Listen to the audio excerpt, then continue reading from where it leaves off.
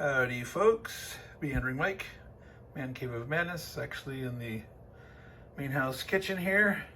And today we're looking at Marmite as a possibility for adding to our food storage. Yeah, I just toasted some English muffins, popped them out. Marmite is a English spread. You may have heard of like Vegemite from Australia. Well, Marmite is English. They usually serve it on toast with butter and then a thin spread of the Marmite. I am going to go ahead and spread some butter on this here. I kind of do this one-handed. I probably should have got my gooseneck phone holder out there. All right, let's see here. I don't know how much butter you guys like or not. This is the red feather butter that I opened up a ways back on one of the other cooking videos. Coming out of a can from New Zealand. That's the good old red feather butter. So what I'm going to do is I'm going to take a quick bite of this to sort of as a baseline of English muffin and butter. I'm going to drink some water to clear the palate. Now we're going to spread the Marmite on. All right, let's see if I can open this up one-handedly here. All right, it's very dark.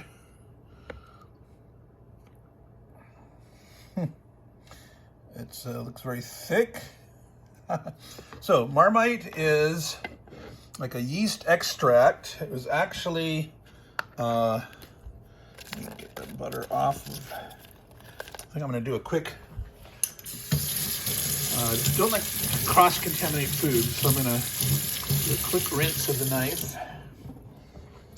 It was invented by a German. It was part of a beer brewing extract. Now, when they say thinly spread, I do not know how thinly that should be.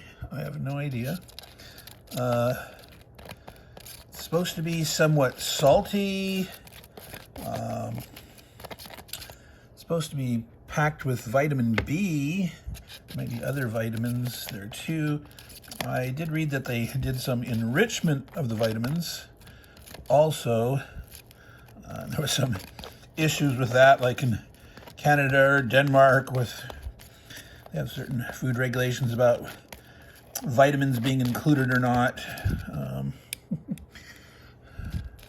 But this is supposed to have a very long shelf life. Now, what I read is it says that usually they put like 18 months on the jar, but that's really the sort of the freshness period of the vitamins. The vitamins might not be full or even alive after that time, but supposedly this can last years.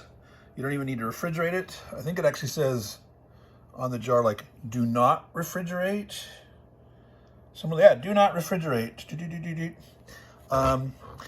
Over time, supposedly it'll get harder and harder to spread. And it says like the taste might change, but it's supposed to be still delicious. But elsewhere I read that some people love it, some people hate it. So we'll have to see. So when I consider foods to add to my food storage, you know, like say someone recommends something, for example, oh, you should definitely store such and such. Don't go out and buy a bunch, right? Try it first. This is the test, the taste test. Because remember, you know, you want to store what you eat and eat what you store. And if you end up not liking this stuff, don't store it. Don't make it part of your food storage, right? So my plan is, if I like this stuff, I'll rotate through. Like when this gets low or empty, I'll get a new jar. If it's like, somewhat okay, I'll wait till the jar's empty to order. If it's like, this is pretty good, I want to make sure I have it around, you know, I'll wait till the jar is half to a third left, and then I'll order a new one. So This is the smaller jar. They have bigger jars, whatever. But let's do the taste test. So this is on buttered English muffin. I have no idea if that's spread thin or thick enough. Let me take a munch, excuse me. Okay, I can taste it. My first thought was a little bit salty, but not too much. Sort of makes me think of bouillon, a little bit like a bouillon cube. Not that salty, like eating a bouillon cube by itself. But it makes me almost think of like a gravy. They're supposed to say it's supposed to be very rich in umami. I don't like that term, umami. You know, salt and sweet and bitter and all those flavors, but umami as a flavor seems too weird of a classification to me. All right, I can't say I love it. I don't hate it. I'm not sure if I'd say that I like it. I'd have to try this more. I'd have to try it on other things. So at this point, I don't plan on going out and getting another jar, but I will certainly use this jar, and I'll try some on my wife. She likes it. You know, maybe I got that spread too thick on there. I'm not sure. I might actually try to put this like in a stew or a soup or something. Look at other ways to try it. It's definitely got a strong flavor to it, and I most liken it to a kind of just a gravy, a salty beef gravy. So that's my taste test of Marmite, considering it if something that we want something with a really long shelf life that can last years, not refrigerated. Again, they say 18 months on the jar for the sake of the vitamins, but should easily last a couple of 2-3 years before it gets too hard to actually get that lid on there. So again, this is the small jar. These are rich in B vitamins. I think they add like B12 to it and other, B1, B6, B2, whatever, all those different things. So now I got another one. I'm gonna try some experiment.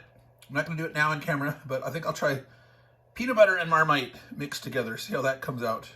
Maybe add a little jam on that. Have a little bit of the bang with the sweet of the jelly, the peanut butter, the Marmite. See how that comes out. But that's for another time. So this is Meandering Mike, the Man Cave of Madness, giving C plus B minus grade to the Marmite.